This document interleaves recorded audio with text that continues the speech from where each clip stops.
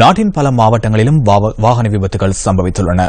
இந்த விபத்துகளில் சிக்கி சுமார் 6 பேர் வரை உயிரிழந்துள்ளனர்.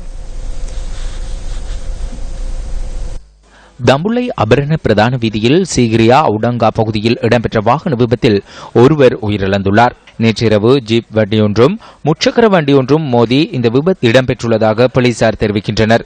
இந்த விபத்தில் அபரண மீகாஸ்வெட பகுதியைச் சேர்ந்த 48 வயதான ஒருவரே உயிரிழந்துள்ளார். காயமடைந்த மற்றொருவர் கண்டி போதனா வைத்தியசாலையில் சிகிச்சைகளுக்காக அனுமதிக்கப்பட்டுள்ளார்.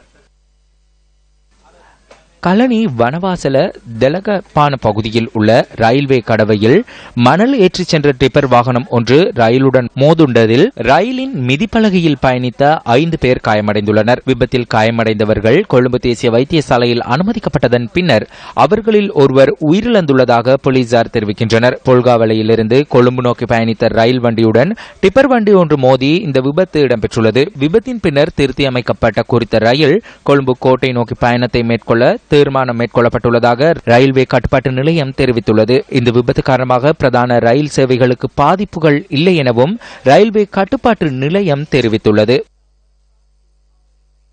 இதேவேளை அனுராதபுரம் கெக்கிராவ சேனபுர கிரிமண்டல பகுதியில் இடம்பெற்ற விபத்தில் 3 பேர் உயிரிழந்துள்ளனர். விபத்தில் மோட்டார் சைக்கிளில் பயணித்த 3 உயிரிழந்துள்ளதாக போலீசார் தெரிவிக்கின்றனர். சேனபுர பகுதியிலிருந்து கெக்கிராவைக்கு பயணித்த மோட்டார் சைக்கிள் வேக கட்டுப்பாட்டை இழந்து விபத்துக்குள்ளாகியுள்ளது.